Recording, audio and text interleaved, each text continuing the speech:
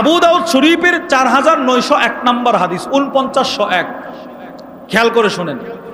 One আবি হুরায়রা রাদিয়াল্লাহু তাআলা আনহু قال, আবু হুরায়রা রাদিয়াল্লাহু তাআলা আনহু বলেন, সামি'তু রাসূলুল্লাহি সাল্লাল্লাহু আলাইহি ওয়াসাল্লাম ইয়াকুল, আমি নবীজিকে একটা হাদিস বলতে শুনেছি। কি হাদিস? আল্লাহর নবী বলেন, কানা রাজুলান ফি বানি ইসরাঈল মুতাওয়াখিয়াইন। আল্লাহর নবী বলেন, বনি ইসরাইলের দুই বন্ধু ছিল, দুই বন্ধু। দুইজন কি ছিল? বন্ধু। ফাকানা আহাদুহুমা ইউদনিব ওয়াল আখর মুজতাহিদুন ফিল ইবাদা। দুই বন্ধুর এক বন্ধু শুধু গুনাহ করে, আর অপর বন্ধু শুধু ইবাদত করে, শুধু ইবাদত। একজন ইবাদতকারী, আরেকজন বলেন না গুনাহগার। একজন কি? একজন গুনাহগার, আর অপর বন্ধু কি?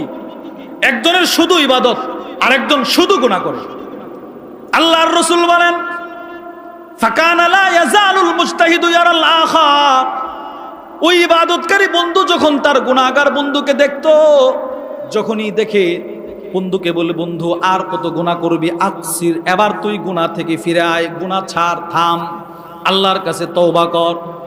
ইবাদতকারী বন্ধু তার বন্ধুকে যখনই দেখতো ইবাদতের দাওয়াত দিত। আল্লাহর রাসূল বলেন, সে তার বন্ধুর দাওয়াত কর্ণপাত করতো না, কানে নিত না, সে তার গুনাহ করতেই থাকতো। আল্লাহর রাসূল বলেন, ফাওয়াজাদাহু ইয়াওমান আলা দামবিন। একদিন তাকায় দেখে গুনাহগার বন্ধু রাস্তায় গুনাহ করতেছে।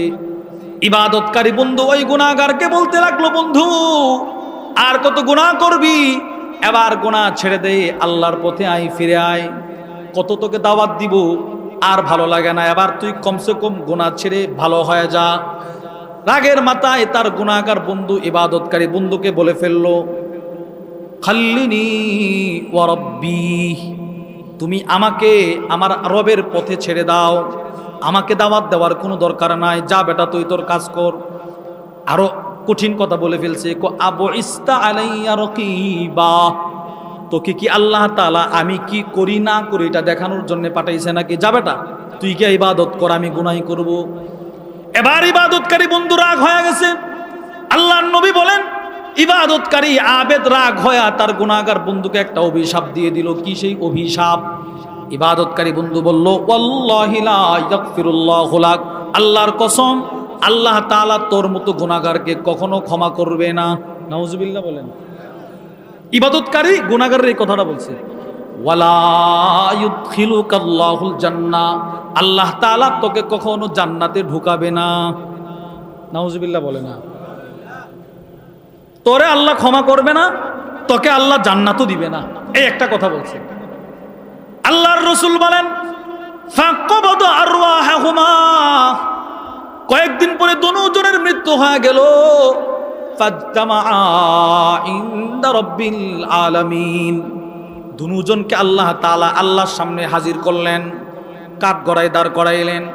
আল্লাহর রাসূল বলেন, আল্লাহ তাআলা ওই ইবাদতকারীর প্রতি রাগ নিয়ে বলতেছেন, ওয়াকালা লিল মুজতাহিদ, আল্লাহ তাআলা ইবাদতকারীকে বললেন, আকুনতা বি আলিমা, আমি আল্লাহর দয়া সম্পর্কে তোমার কতটুকু ধারণা ছিল? আমি আল্লাহ তাআলার দয়ার সাগর কত বিস্তৃত, তোমার কতটুকু ধারণা ছিল তুমি বলো। সে চুপ, কোনো কথা বলে না।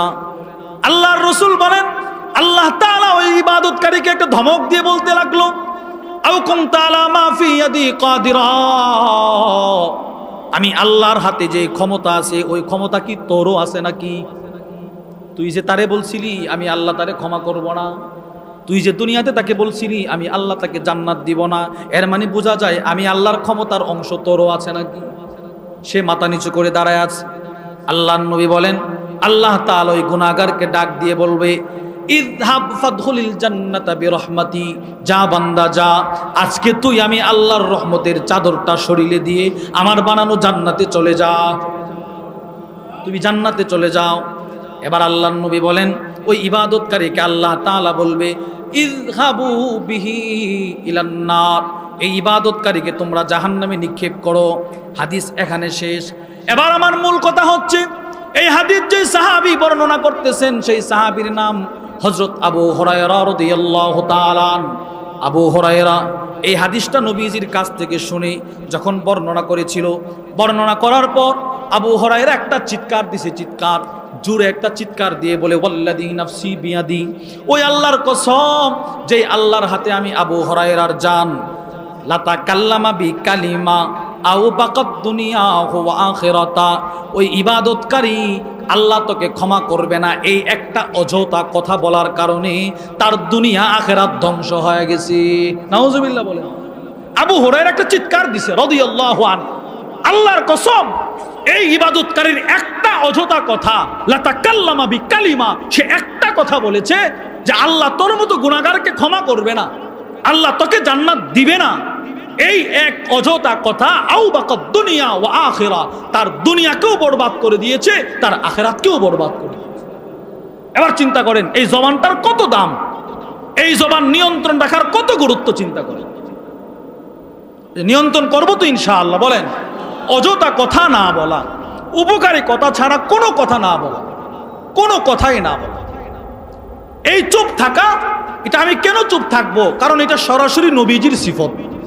সুবহানাল্লাহ বলেন না, বলেন এটা কার সিফত? নবীজির সিফত। তিরমিজি শরীফের হাদিস 2850 নম্বর হাদিস, জাবির ইবনে সামুরা বলেন জালাস্তুন নবী সাল্লাল্লাহু আলাইহি ওয়াসাল্লাম, আমি নবীজির সাথে অনেক মজলিসে বসছি, আকসারা মিন মিআতি মাররা, 100-র উপরে নবীর সাথে আমি অনেকগুলা মজলিস বৈঠকে বসছি। সুবহানাল্লাহ বলেন। কপাল কত ভালো, নবীজির সাথে 100-র উপরে মজলিসে বসছে।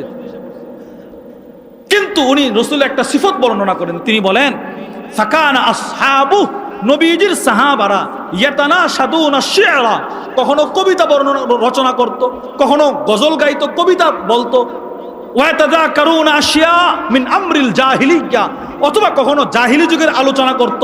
কিন্তু ওয়াহুয়া সাকিতুন, রাসূল বসা, নবীজি চুপ থাকতেন। সুবহানাল্লাহ বলে না, রাসূল চুপ থাকতেন, নবীজির কোনো কথা নাই। রুবামা তাবাসসাম, কখনো কখনো নবীজি মুস্কি হাসি দিতেন। সিদ্দিক আকবরের সিফত ছিল চুপ থাকা। ইমাম আলবানীর বিখ্যাত কিতাব আত-তারগীব ওয়াত তারহিবের মধ্যে নিয়ে আসছে, উমর ইবনুল খাত্তাব দাখালা আলা আবি বকর সিদ্দিক, একদিন সিদ্দিক আকবরের ঘরে ঢুকছেন, ঢুইকা দেখে ওয়া হুয়া ইয়াজবিদু লিসানাহ, সিদ্দিক আকবর নিজের জিহ্বাটা টানতেছেন, এইভাবে জিহ্বা টানতেছেন, বের করে টানতেছেন, যেন ছিঁড়ে ফেলবে। উমর গিয়ে বলল, মা হায় হায় গফারাল্লাহু লাক, আল্লাহ আপনারে ক্ষমা করুন, আপনি জিহ্বা টানতেছেন কেন? তখন সিদ্দিক আকবর চোখের পানি ছেড়ে দিয়ে কাঁদতেছিল আর বলতেছিল, ইন্না হাদা আওরাদানিল মাওয়ারিদ, উমর এই জিহ্বা তো আমাকে আল্লাহর জান্নাতে ঢুকায় দিবে, জাহান্নামে ঢুকায় দিবে। চিন্তা করুন, সিদ্দিক আকবর বলে, উমর এই জিহ্বা আমার জাহান্নামে ঢুকায় দিছে। সিদ্দিক আকবরের মতো ব্যক্তি এই কথা বলে। হযরত ফুজাইল ইবনে আয়াস, ইমাম ইবনে আসিম আশ-শাইবানি তার বিখ্যাত কিতাব আজ-জুহুদের মধ্যে নিয়ে আসছে, ফুজাইল ইবনে আয়াস বলেন কানা বা'দুস সালাফ, আমাদের অনেক সলফে সালেহিন বুজুর্গরা এমন ছিল, ইয়াহফাজু কালামাহু মিনাল জুমআতি ইলাল জুমআ, এক জুমা থেকে, আগামীকালকে জুমা, তো এক জুমা থেকে আরেক জুমা কি কথা বলেছে সবগুলো কথা ইনারা কাগজে লিখে রাখতেন। সুবহানাল্লাহ বলে না, মানে এই কাগজে লিখা, পরে এগুলো জাস্টিফাই করতেন, আমার কোন কথাটা ভালো বলছি, কোন কথাটা খারাপ বলছি, কোন কথাটা আমার নাজাতের জরিয়া হবে, কোন কথাটা আমার জাহান্নামে যাওয়ার মাধ্যম হবে, এগুলো ওনারা চিন্তা করতেন। হযরত রুবাই ইবনে খাইসাম বলেন, আমি 20 বছর মানুষের সাথে কোনো অযথা কথা বলি নাই। 20 বছর প্রতিদিন যখন তিনি সকাল করতেন, দাওয়াত, সাথে একটা দাওয়াত রাখতো, কিরতাস, একটা কাগজ রাখতো, কাগজ, প্রতিদিন সকাল থেকে সন্ধ্যা যতটা কথা বলতেন সব লিখতেন। ফায়ুহাসিবু নাফসাহু ইনদাল মাসা, সন্ধ্যার সময় ঘুমানোর পূর্বে এই কাগজ খুলে খুলে নিজে নিজে চিন্তা করতেন কোন কথাটা উপকারী, কোন কথাটা অপকারী। যদি কোনো উপকারী কথা বলছেন তো আল্লাহর শুকরিয়া আদায় করতেন, যদি কোনো মুখ ফসকে কোনো কথা বের হয়ে গেছেন তো এটার জন্য সারা রাত দাঁড়ায় নামাজ পড়তেন। এজন্য আপনাদেরকে এই বৃষ্টিময় রাত্রেও অল্প সময়ে যে কথাটি বললাম, কথাটি হচ্ছে জবানকে নিয়ন্ত্রণ রাখার গুরুত্ব শরীয়তে ইসলামে আছে না নাই? বলেন, আছে না নাই? হ্যাঁ, ইমাম মুল্লা আলী কারি রহিমাহুল্লাহ একটা চমৎকার কথা লিখছেন। তিনি বলেন আল লিসান জিরমুহু সগীর, জবান শরীরের অন্যান্য অঙ্গের তুলনায় ছোট, অনেক ছোট। যারা মুহু, কিন্তু এটার ক্ষত বিক্ষত, এটার আঘাত, এটার ধ্বংস কাসির ও কাবির, অনেক বেশি, অনেক বড়। জবানটা ছোট। এই এক এলাকার সাথে আরেক এলাকার ঝগড়া লাগানোর জন্য এক জবানের একটা কথাই যথেষ্ট, ঠিক না বেঠিক বলেন? মুসিবত আনার জন্যে, মুসিবতে নিক্ষিপ্ত হওয়ার জন্য জবানের এই এক কথাই যথেষ্ট। এজন্য এই জবানকে নিয়ন্ত্রণ রাখার চেষ্টা করবো তো ইনশাআল্লাহ। যদি পারেন ভালো কথা বলবেন। আর ভালো কথা কোনগুলো? আম্মাজান উম্মে হাবিবা রাদিয়াল্লাহু তাআলা আনহা থেকে বর্ণিত তিরমিজি শরীফের হাদিস। তিনি বলেন কুল্লু কালাম ইবনে আদম লা লাহু, বনি আদমের কোনো কথাই তার জন্য কল্যাণকর নয়, কোনো কথাই তার জন্য কল্যাণকর নয়, ইল্লা তবে আমরুন বিল মারুফ, দাওয়াত ও তাবলীগে গিয়ে সহি আকীদা অনুযায়ী, সহি মানহাজ অনুযায়ী যারা আল্লাহর রাসূলের কথা বলে, ওই কথাগুলো হলো দামি, ওই কথাগুলো হলো উপকারী। কাসরাতু যিকরিল্লাহ, আল্লাহর নামের জিকির করা, এই কথাগুলো হলো দামি।